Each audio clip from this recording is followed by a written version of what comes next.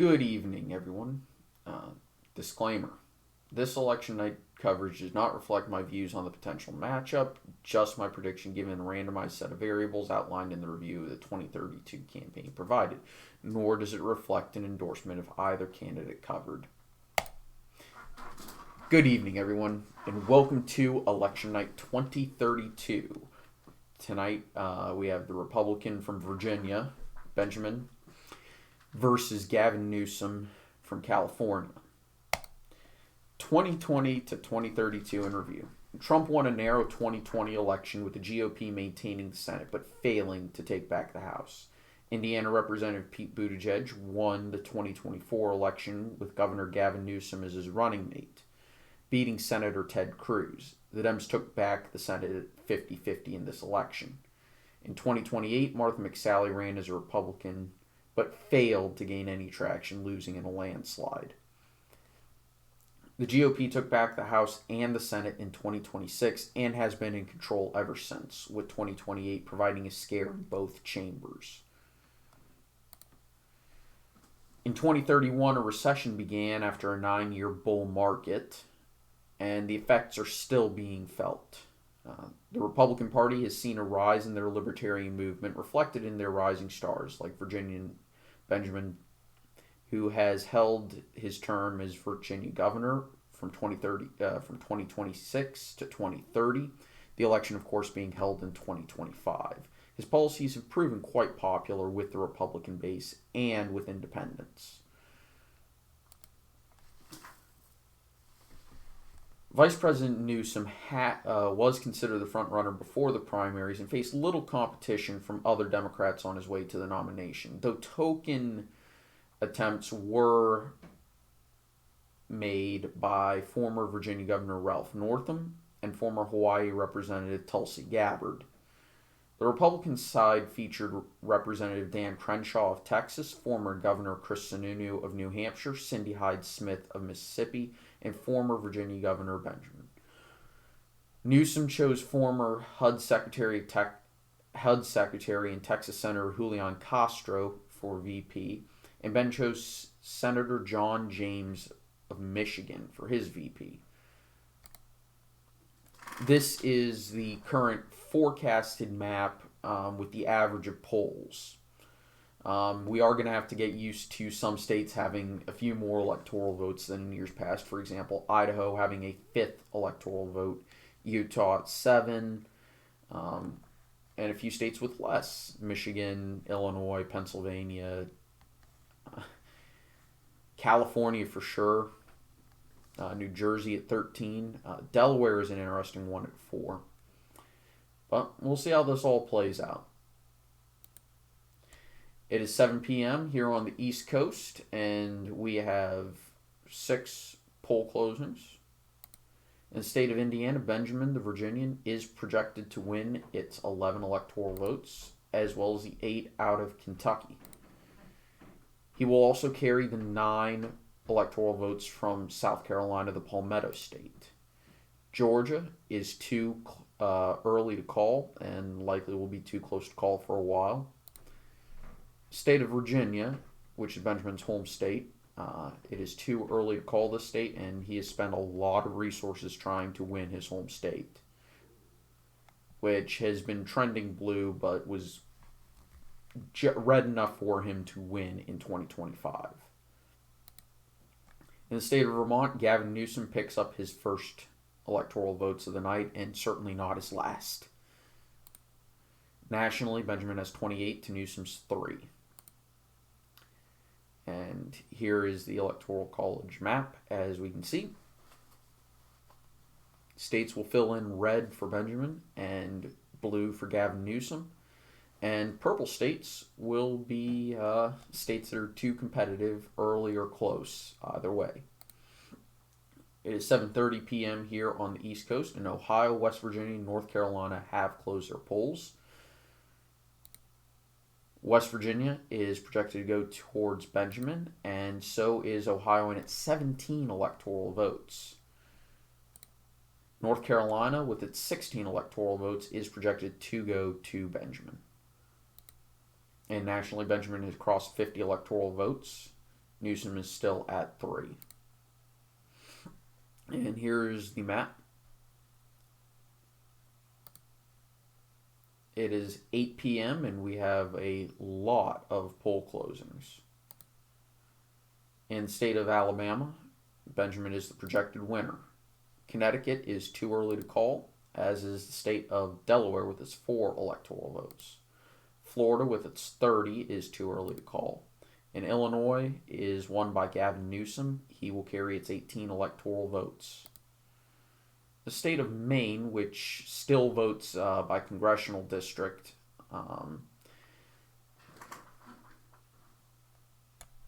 they are splitting their congressional districts, Benjamin winning the second one and Newsom winning the first congressional district. Statewide, it is too early to call.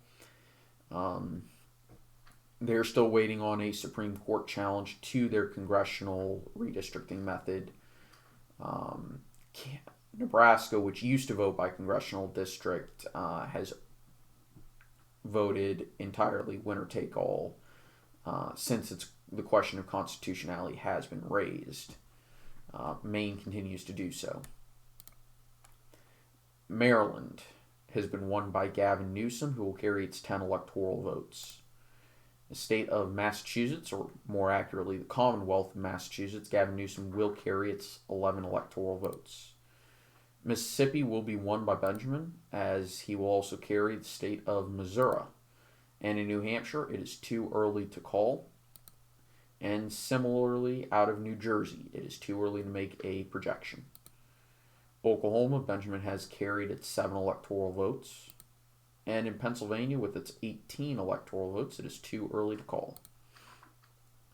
Benjamin will carry Tennessee's 11 electoral votes. And in the District of Columbia, the nation's capital, Gavin Newsom will carry its 3 electoral votes.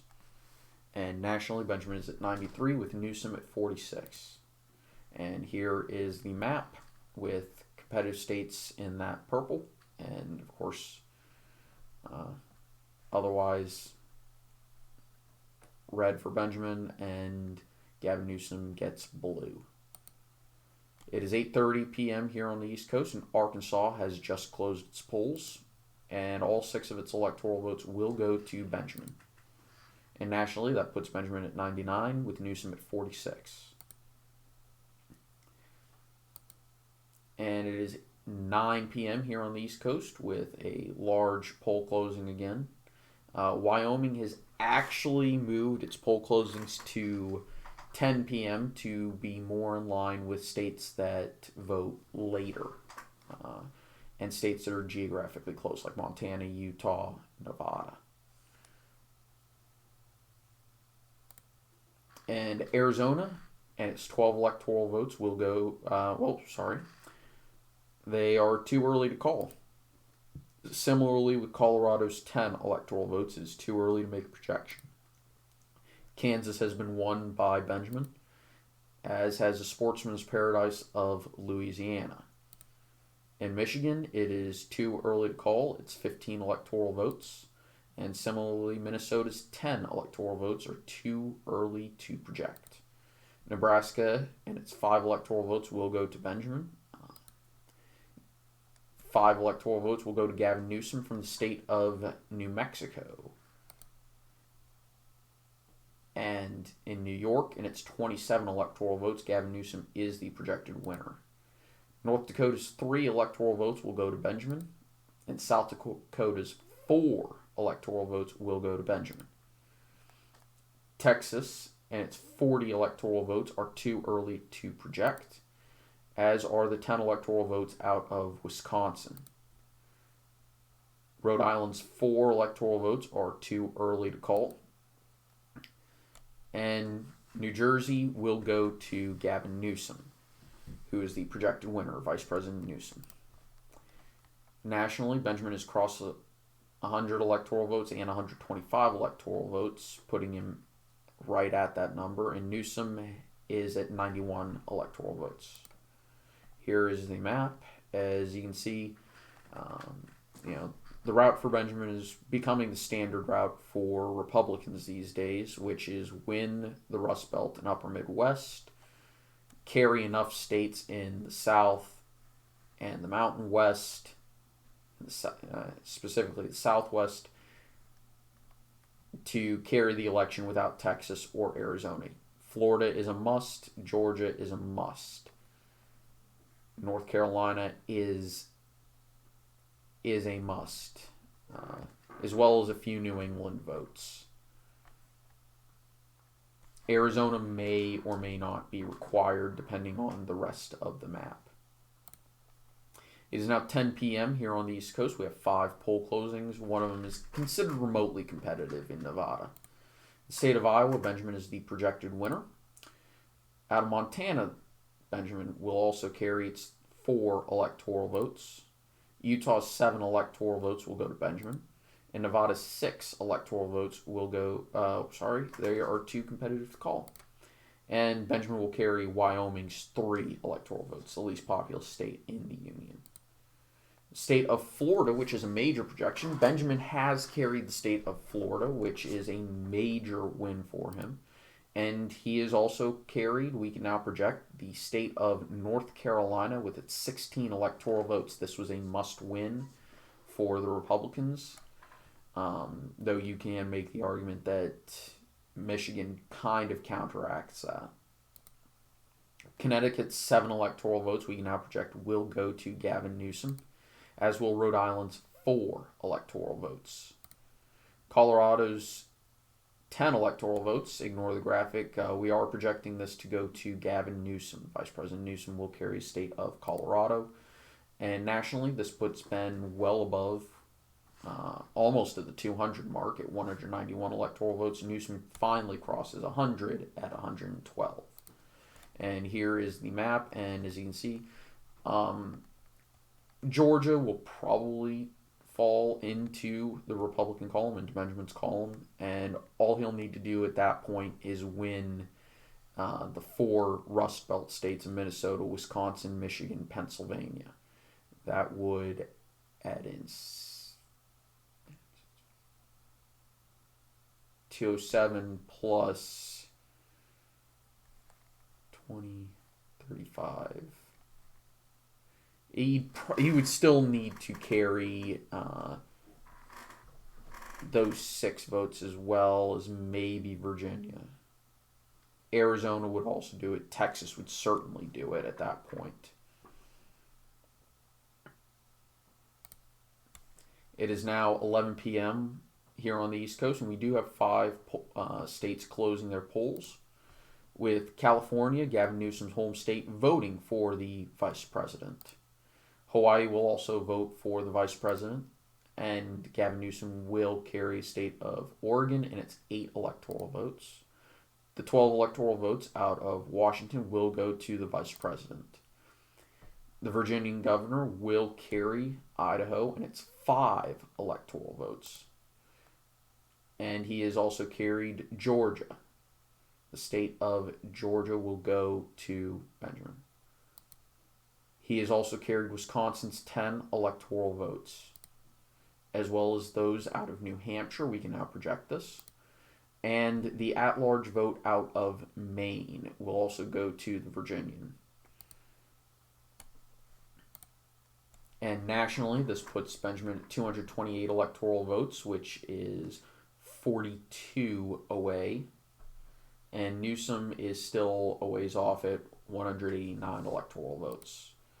And here is the map. At this point, Benjamin would only need to, if my math is correct, carry 25 plus 18, 35. That'd be 43. All he would have to do is carry Minnesota, Michigan, and Pennsylvania. At this point, he doesn't even need this entire Southwest to Gulf Coast corridor, nor would he even need his home state of Virginia. However, I imagine Virginia is a sense of pride. Now, polls did indicate Benjamin was leading in all 3, Minnesota being the most competitive, but we will see. It is midnight, but we do have 3 election alerts: Michigan, Pennsylvania, and Delaware. In the state of Michigan, Benjamin is the projected winner, and the Virginian will also carry Pennsylvania's 18 electoral votes, bringing him significantly closer to that 270 mark that is still needed to win. The state of Delaware will give its electoral votes to the Vice President, Gavin Newsom. And nationally, Benjamin is at 261. That is 9 votes away from becoming president. Newsom is still at 193 and still below 200. And here's the map.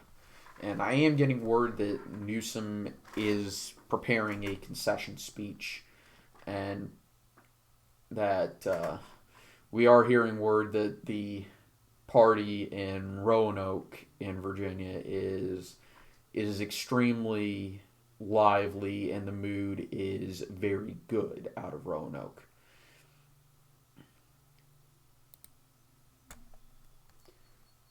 It is 1 a.m. here on the East Coast, and Alaska has closed its polls, and we can project that Benjamin will carry the state of Alaska.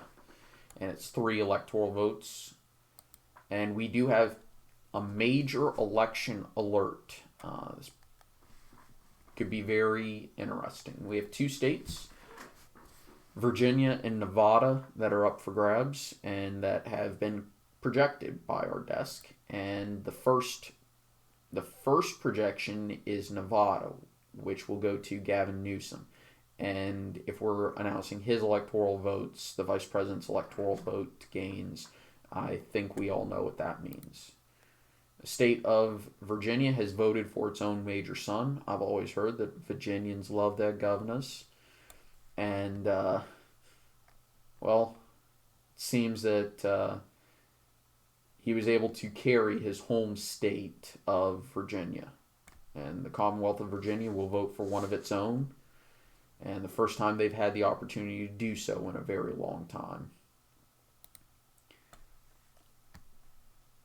And, of course, this means that we do have a presidential projection.